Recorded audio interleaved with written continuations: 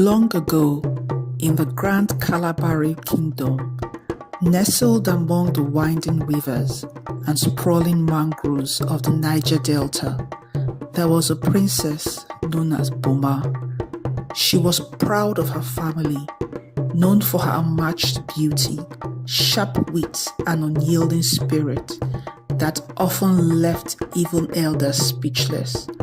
Buma's father, King Dokubo, ruled the kingdom with wisdom and strength, guiding his people through tides of prosperity and hardship.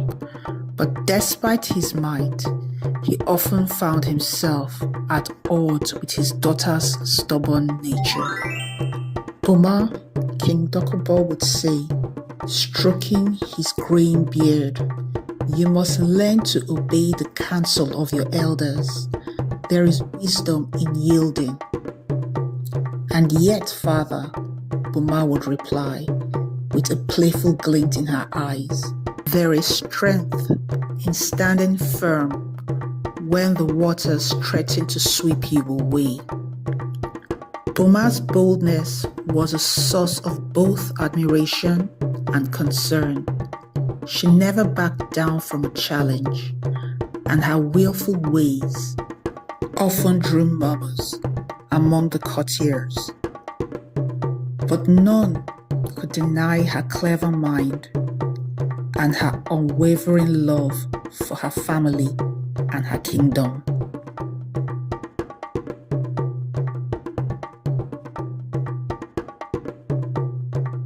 One fateful season, the Calabari kingdom was struck by a grave misfortune. Traders from a neighboring village accused the people of withholding a sacred artifact. It was a sculpture of a golden fish that was said to bring wealth and bountiful harvests.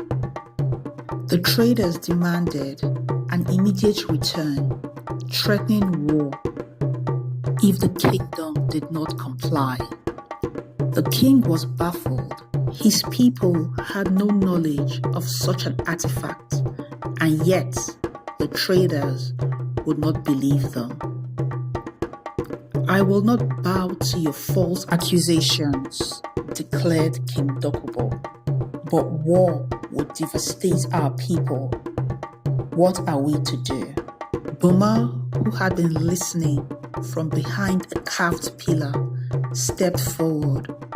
"Father, let me speak to the traders." "Buma," the king said sternly, "this is no game. They are enraged and unyielding. The matter is beyond you." "Please, father," she insisted, her tone resolute. "They will see reason, but only if I can confront them without fear or hesitation."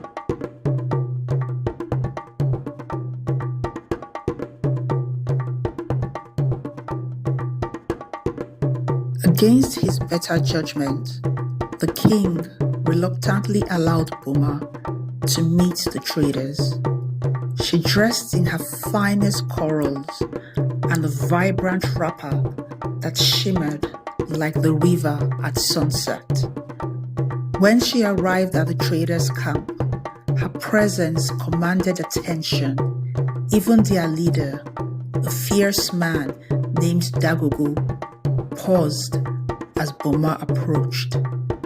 "Esteemed traders and their dear neighbors," Buma said firmly, "I come not to plead, but to understand. Why do you believe we have your sacred sculpture?" Dagogo eyed her cautiously. "The sculpture disappeared on your waters. Who else could have taken it?" "Have you considered," she countered, "that the sculpture may have been swept away by the tides? The rivers are vast and unpredictable. Even you know this." Dagogo frowned, but Zara's words made sense.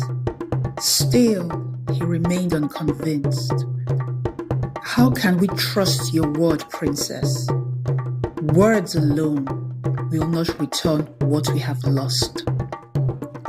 Buma, stubborn as ever, refused to back down. She spent the evening recounting tales of her people's honorable traditions and their respect for sacred things. She pointed out inconsistencies in their stories, slowly planting seeds of doubt. By dawn, she had proposed a bold idea. If the sculpture is truly lost in the rivers, then it may still be recovered, Buma proposed. Allow us 3 weeks to search. If we find it, then we will compensate you fairly for your loss. But if we recover it, you must promise to put aside your grievances and trade with us in peace. Dagogo was skeptical, but her determination and logic swayed him. Very well, he said. 3 weeks, but no more.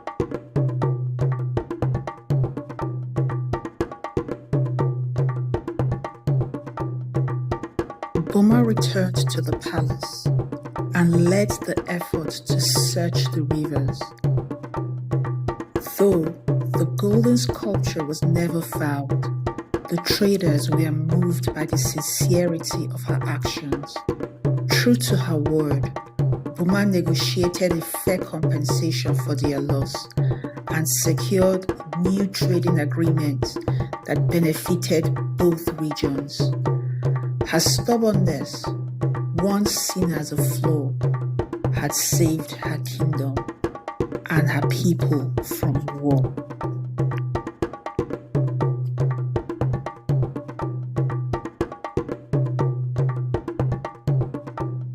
King Dokubo, though still exasperated by his daughter's headstrong nature, could not hide his pride. Buma, he said with a rare smile, it seems your unyielding spirit has taught us a valuable lesson.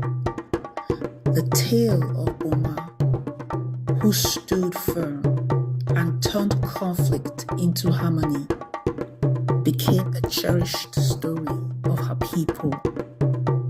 It reminded all who heard that sometimes what appears to be stubbornness is simply the courage to face adversity with unwavering resolve.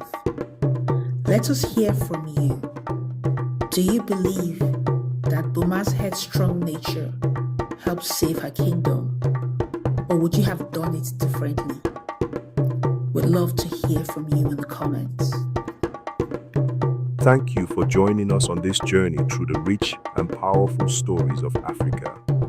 These legends, histories, and folk tales are more than just stories. They are the heartbeat of our culture, the wisdom of our ancestors, and the foundation of our future. If you enjoyed this story, don't forget to like, share, and subscribe to keep the spirit of African storytelling alive. Hit the notification bell so you never miss an episode. Until next time, may the wisdom of the past guide your steps, and may the voices of our ancestors always whisper strength and courage in your ears. Stay proud, stay connected, and keep the stories alive.